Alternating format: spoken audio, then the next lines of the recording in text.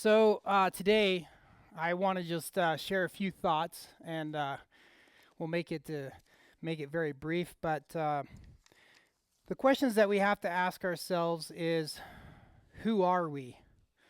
What are we in this world for?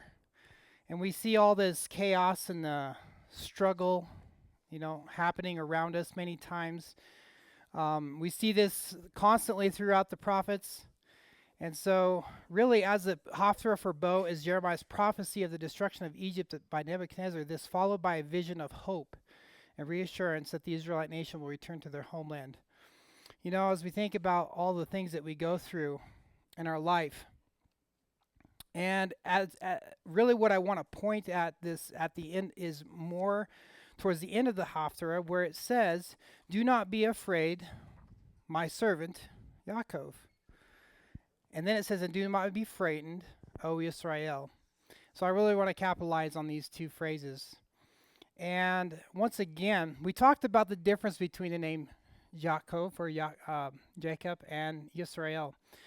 Another aspect that I want to bring into that today, we're going to be talking a little bit about the darkness that we walk in, because we do walk in darkness. And Hashem allows a little bit of light to shine in our lives throughout our life in this world to help us to appreciate that light. You wouldn't appreciate the light if you didn't have to be in darkness, right? And I'll explain what I'm meaning here in a minute. Okay, so the difference between Jacob and Israel is that the name Jacob refers to us when we need to contend with the physical world, really, throughout our week. How are you going to outsmart your evil inclination? How are you going to come out of the darkness? How are you going to shine light in your life? Okay, that is the question that we need to ask ourselves.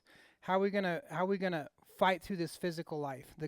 Bring godliness into the physical part of our life. So Jacob is called my servant because the work is a lot of times not very pleasant.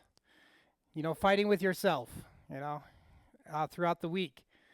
But like the work of a servant. So a servant, Jacob doesn't feel a closeness sometimes to God. Remember what we talked about last week and about the difference between, the name Yod-Heh-Vav-Heh as opposed to, El Shaddai. Okay, the God that goes before, you walk before Hashem, or you walk before El Shaddai.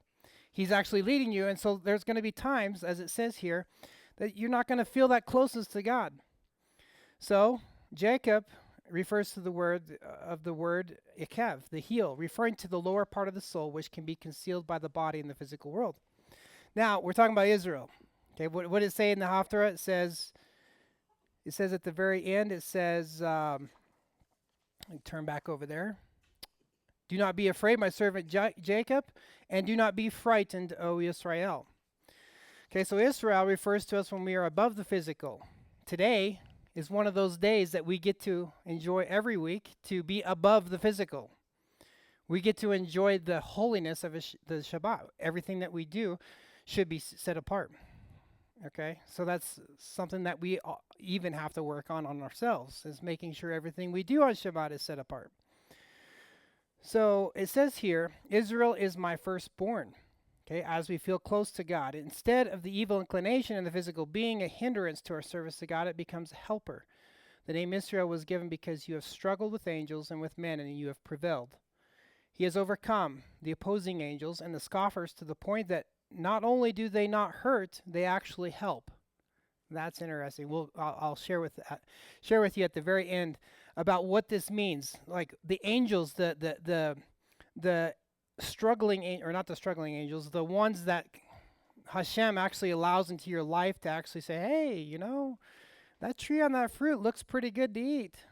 The Hasatans, the ones, the adversaries that Hashem allows. How do they become a help to us? That's the question. So this is because the name Israel is an anagram for Lirosh, which means I have a head. The head refers to the highest part of the neshama, the soul, which nothing has the power to conceal. Okay, so now as we talk about, one of the things that they say at the end of Shabbat is we say, do not fear my servant Jacob. Okay, why do we say, do not fear my servant Jacob? Because we are coming from Shabbat. You know, when we are Israel, like today, where everything is holy and there is no struggle, and entering the weekdays as Jacob with darkness, struggles, and hardships. And that is the scary part. Why shouldn't we be afraid? And God continues, because, what does he say? I am with you.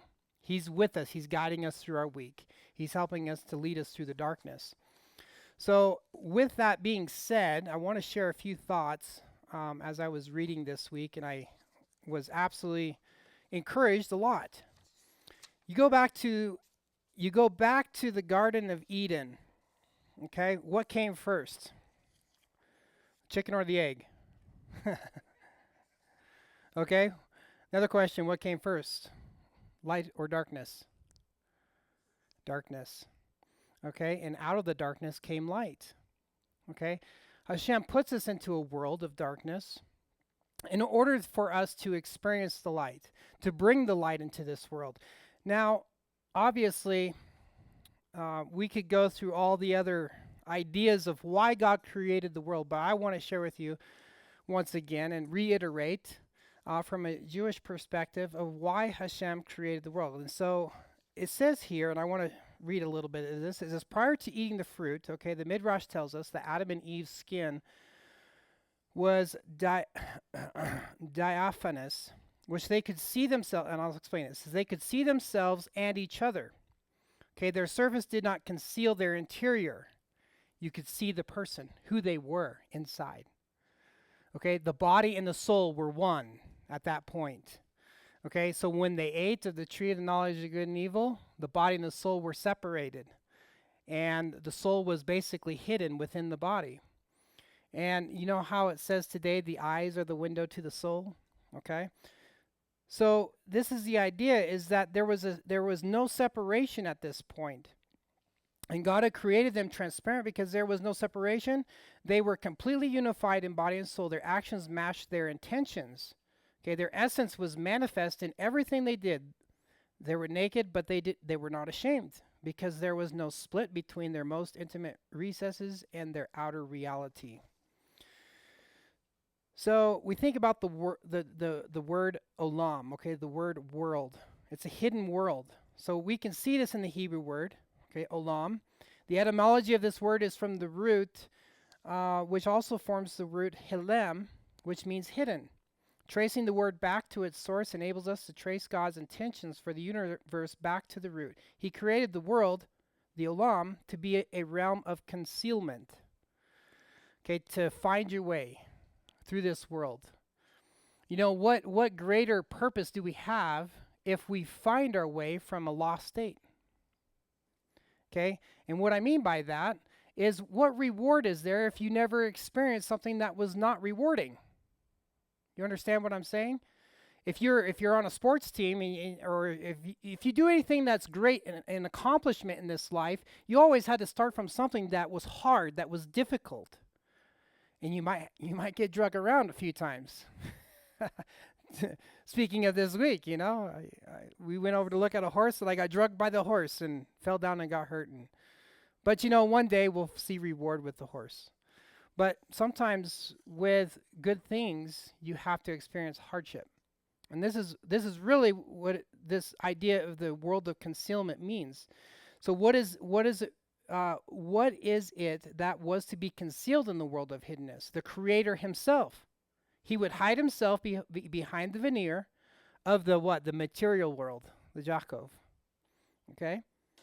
And this is and along with himself, he would hide the source and the essence of all things, including your essence and the ultimate you.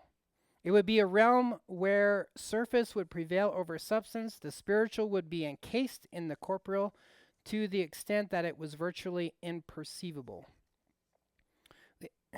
I think we can all say that there's been times in our lives where, like, what are we here for? What's going on in this life? Okay, so as he continues, is that the inhabitants of this world would be so enmeshed in their physical and material pursuits that they would not only come to mistake themselves for their appetites, in other words, to lose themselves in their own skin, but they would have the ability and even the propensity to deny the Creator and his existence. And the question is, why would God create such a world? Okay, why would he desire a realm of division and confusion? We see that today. We all face it. A place where the truth of things would be buried beneath a veil of distortion. Okay, we find that. Where could be his reason for fabricating beings who could so easily become distracted, misguided, and disoriented? Why would he want his creations to be lost and corrupted? Why would he fashion a universe in which he himself would be so commonly disregarded or denied? Good questions to ask, right? So as we think about some of these things, I could read a lot, but I'm not going to read all this. Really, what Hashem desired, he said, "Let me generate a world." God thought to himself, of concealment and plurality, where there was originally only me. Let me now withdraw and obscure myself so that a creation can emerge. Let there be light and darkness. Let there be heavens and earth. Let there be life that does not know where it comes from, or that it is not truly distinct and diverse. Let there be beings who resemble me, who sense me, who are capable of finding me. See, Hashem didn't leave himself completely concealed. He allows us to be able to find him. And I believe, as we search, and as I shared last week, we can see Hashem if we're searching for him. That was something that Ephraim Pelvanov said. He says, if you're not searching for a creator, you're not going to find him. So it says, but we do not know the full extent. It says, I will place them, Hashem says, I will place them in my garden to give them a glimpse of their essence and my truth. And then I will allow them to lose themselves, to get lost, to lose sight of their creator. They will stumble in the darkness, but I will never leave them, El Shaddai, the God who we walk before. Because there is no place that they can go where I am not, and that I will always be there. So he created the garden and placed Adam and Eve in it. He created the fruit and commanded them not to eat it. He created the snake and its silver tongue, and he set his plan in motion so that he would be unseen and a world could develop in his seeming absence. So now we can understand that, as we suggested earlier, being lost is not our fault. It's part of the plan. Okay, it's part of do you have chutzpah enough to keep seeking? Okay, do you have that desire to seek us? Do you desire to make yourself better? You wouldn't know how to be better if you weren't worse at one point. See what I'm saying? So now it says, being lost is not our fault. Rather, it is the nature of existence in which we have been thrust. Far from the notion of blame and guilt, we can begin to free ourselves from the belief that our confusion and alienation are a result of our failings. We are not lost because we have been cast from God's loving embrace. Rather, it is in order to embrace us that God has created distance between us and him, for otherwise he would merely be embracing himself. You think about guilt. Okay, a lot of times we have guilt because of our mistakes, but we were talking about this week, and it talks a little bit more about this, but the guilt that we have many times in our life is not a productive emotion. Okay, the thing that we have to recognize is the struggles that we go through and the mistakes that we make, should we do? We should learn from them and how to not do those things in the future.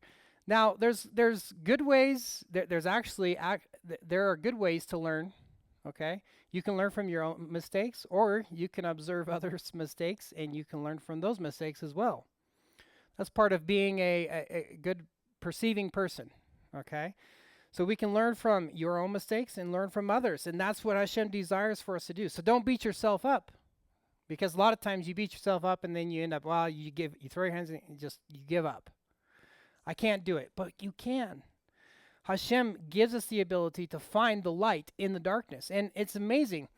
What is the light like? You guys know how it is when you're in your house at night and it's completely dark, and you're so used to the dark that somebody flips the light on and it's like, oh, it's too bright, right? And your eyes hurt. Sometimes that's how the light is. But if someone says, hey, let's turn on a little tiny light, and your eyes adjust, and slowly you're able to bring more light into your life. That is how Hashem has designed us. That's how He's created us, is so that we can bring more and more light into our life, little by little. That's why Hashem said, no man can see Him and live, because the light is so brilliant that you can't survive. That's when Moses, remember when He told Moses, He actually covered Moses in the cleft of the rock. The last thing I want to share with you, and I thought this was absolutely amazing, because this all ties back to the Parsha, talking about darkness, difference between darkness and light. Okay, when a light is switched on, okay, we are momentarily blinded, and I just shared that with you. But it says here, such is the reality that was expressed by the wisest man in history, King Solomon, when he wrote that wisdom is better than folly. Okay, just as light is better than darkness. Okay, so the mystics wonder at this statement. So did it require the deep insight of King Solomon to understand that wisdom is superior to folly? I mean, isn't that a dumb question, right? Wisdom's supposed to be better than folly, right? Light's supposed to be better than darkness. But how would you know that? Okay, so as we continue, it says, or for the matter, that light is preferable to darkness. Yet a careful reading of the Hebrew original indicates that Solomon was alluding to a far more subtle, profound truth. So in Ecclesiastes 2:13, this is what I want to share with you. I won't read it in the Hebrew. It does have a transliteration here, but it talks about the la chokmah mean haseklus yisron haor min hachoshek. Okay, and what he's saying here, he says, I saw that there is advantage to wisdom from folly, that the advantage of light is from darkness. The word mean. Literally, it means from. So the mystics point out that the word mean, which appears before both words, is translated many times as then, but it literally means from. So the verse therefore expresses not merely that wisdom is greater than folly, or that light is greater than darkness, but that the advantage of wisdom comes from folly, and the advantage of light comes from darkness. So what King Solomon offers here, therefore, is not a simple statement of the obvious, but rather a profound insight of the nature of what wisdom and light are, and how to attain them, and why the world we inhabit is filled with folly and darkness. Okay? True wisdom, he informs us, comes from and after folly. Just as the most blinding light is that light which follows darkness, one cannot be truly wise until they have made errors to learn from. One cannot ultimately be close to something until they experience the distance. Hence, why many times we feel distant from Hashem. Okay? And then it says alienation and longing, then that will drive us to passionately go towards that which we have lacked. One has never experienced true and blinding light until they first dwell in and adjust to the darkness. So why does Hashem allow the darkness in our life? So we can enjoy the light. Why does He allow the folly to come into our life? So we can enjoy His wisdom. And may we, as we go through our week, as we become Yaakov, fear not, my servant Yaakov. As we go into our week this week, may we learn to continue to bring the light of Hashem into our life, and that through the mistakes that you're going to make, because we're all going to make mistakes, but what are you going to do with those mistakes? How are you going to allow those mistakes to change you and to make you into a better person? So be blessed with those things in the message from the Haftorah today.